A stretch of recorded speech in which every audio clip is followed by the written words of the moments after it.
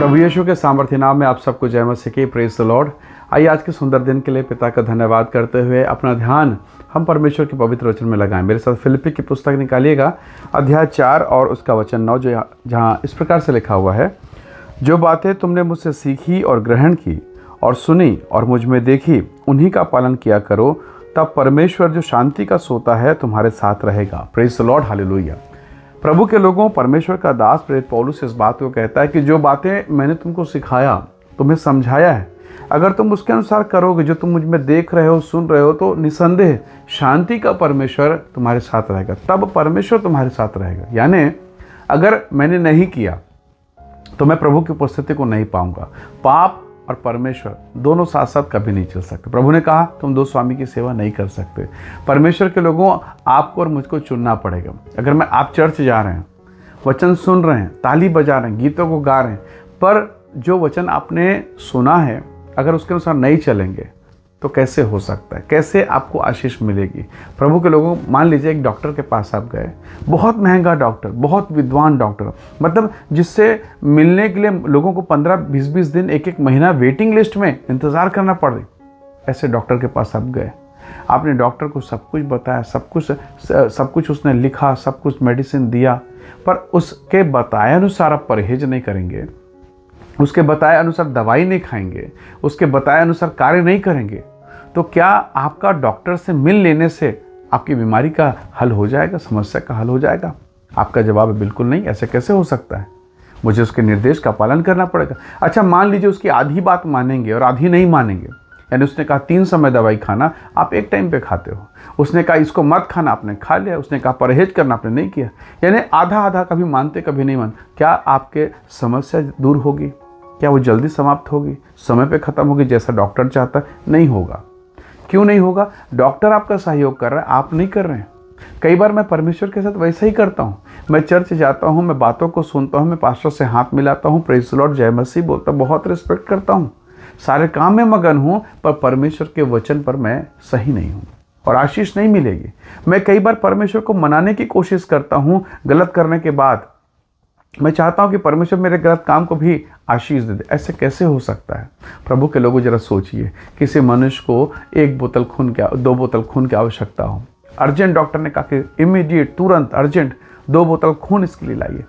आप बहुत दौड़ भाग की, आपको 1 बोतल खून मिला, 1 बोतल नहीं मिल पाया। क्या करें, कैसे करें?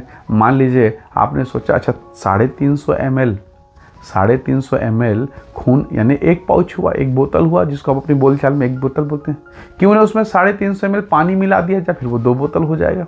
जैसे मान लीजिए कभी होता है ना, आप नींबू पानी बना रहे, शरबत बना रहे, अचानक कोई अतिथि आ गया, नींबू ख़त्म है, शक्कर ख़त्म, तो क्या किया? थोड़ा पानी डाल दिया। तो क्या थोड़ा सा वो ब्लड में, वो खून में पानी डाल के मिला के कर लगा दें तो रोगी बच जाएगा ना? आपको पता, रोगी मर जाएगा। बचने के जगह में वो मर जाएगा, क्योंकि उसमें मिलावट है। परमेश्वर के लोगों, बहुत बार हम मसीह के साथ हैं पर मिलावट वाला जीवन है, और हम सोचते हैं कि प्रभु मुझे आशीष क्यों नहीं मिल रही है, मेरे कमाई में बरकत क्यों नहीं है, मेरा पति क्यों नहीं सुधर रहा है, मेरी पत्नी क्यों नहीं बदल रही है, मेरी बेटी कब सुधरेगी? कई प्रकार का फैमिली प्रॉब्लम। ये दुष्ट आत्मा क्यों अटैक कर रही है, क्यों मुझे परेशान कर रही है? मैं तो रोज़ प्रार्थना करती हूँ, मैं तो रोज़ उपवास करती हूँ, मैं पास्टर को फ़ोन भी लगा रही हूँ, क्यों दुष्ट आत्मा अटैक? कारण कुछ और है, आप उसे जानते हैं। पवित्र आत्मा आपकी सहायता करेगा, वो बताता है आपको कि बेटी ये गलत है, ये मत कर। आपका विवेक आपको काटता है, आपका मन दुखी हो जाता है, डिप्रेशन में आप जा जाते हैं। उस चीज़ को अगर आप नहीं छोड़ेंगे तो कैसे आप परमेश्वर में बढ़ेंगे? तो प्रभु के लोगों, अगर आपने दूध में 1 गिलास पानी डाल दिया और आप सोचें वो मलाई बनेगा, बहुत बेहतरीन बनेगा, कैसे हो सकता है? जब आपको मालूम ये नहीं हो सकता तो परमेश्वर के साथ कैसे होगा? परमेश्वर के वचन में लिखा है, ना तो दाएं मुड़ना और ना बाएं, तब तेरा परमेश्वर, तू जहाँ जहाँ जाएगा तेरा परमेश्वर तेरे साथ रहेगा, तेरे सारे काम सफल होंगे। यहोशू से उसने कहा तू प्रभावशाली होगा। कौन? वो छोटा सा लड़का, वो कैसे प्रभावशाली? लेकिन परमेश्वर के वचन, व्यवस्था के अनुसार, परमेश्वर के आशीष के अनुसार, आज्ञा के कारण वो प्रभावशाली होगा। हालेलुया। मूसा तो भगोड़ा था, उसको लोगों ने भगा दिया था, ये कुछ काम का नहीं, बेकार है। पर उसी बेकार निकम्मे को परमेश्वर ने दया किया, अपने स्वरूप को उसे दिखाया, अपनी महिमा उस पर प्रकट की। उसने कहा देख मेरी महिमा, मेरे सामने खड़ा हो। और प्रभु ने, परमेश्वर ने अपने नाम का प्रचार किया। अब वही मूसा लौटता है एक लाठी लेकर। उन लोगों ने बेइज्जती अपमान के लिए, यानी जो देश को चलाता उसको बकरी चराने के लिए भिड़ा दिया। अब वो बकरी चराने वाला उसी रूप में आता है, खड़ा होता है, और अब परमेश्वर का काम प्रकट है। हालेलुया। मूसा ने आज्ञा मानी।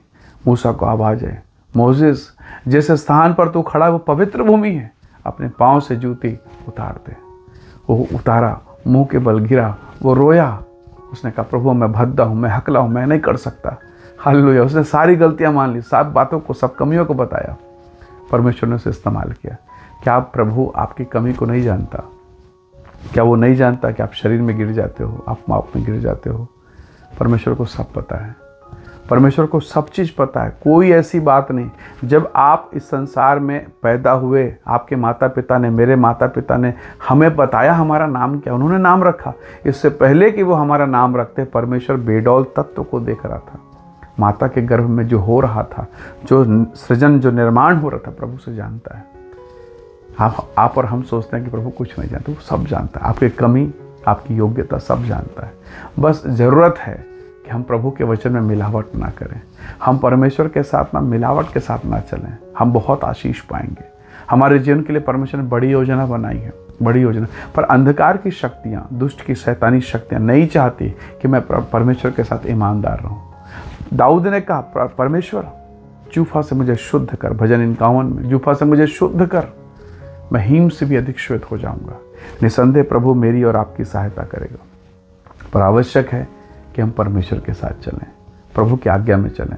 बाइबल कहती, प्रभु के दास ने कहा जो बातें तुमने मुझसे सीखी, सुनी, ग्रहण की, उसके अनुसार चलो, तब शांति का परमेश्वर, शांति का स्रोत तुम्हारे साथ रहेगा। हालेलुया। कितना बड़ा अनुग्रह है।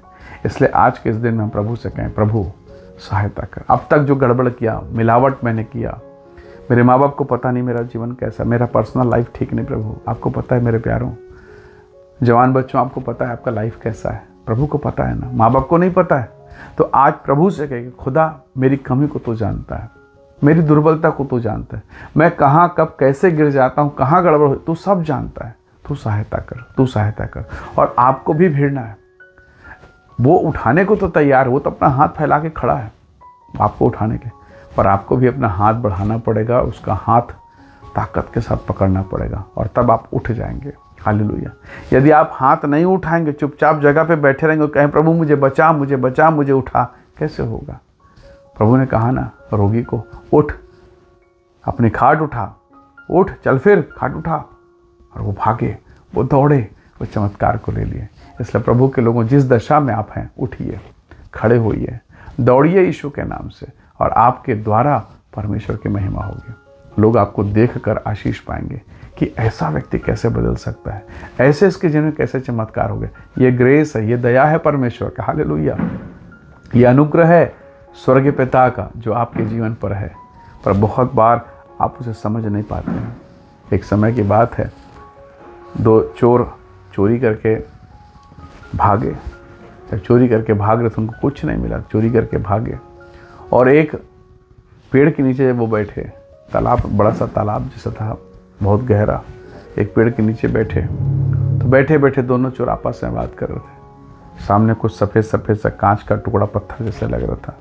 वो बात करते करते पत्थर, वो जो कांच का जो टुकड़ा जैसा पत्थर था, चमकीला सा पत्थर, संगमरमर जैसे, उसको उठा उठा के तालाब में फेंकते फेंकते बात कर रहे थे। आज हमारे जीवन में कुछ नहीं हुआ, कुछ चोरी किया, कुछ नहीं मिला, ऐसा सब कोस रहे थे अपने आप को।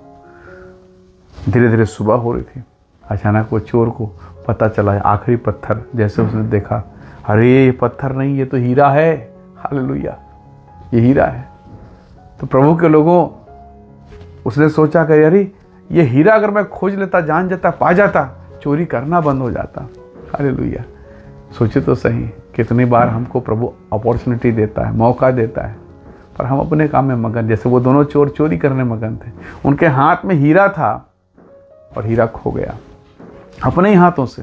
तो बहुत बार मैं गलती कर बैठता हूँ अपने हाथों से, और फिर बाद में पछताना होता है कि प्रभु मैंने क्या कर दिया, मुझसे क्या हो गया।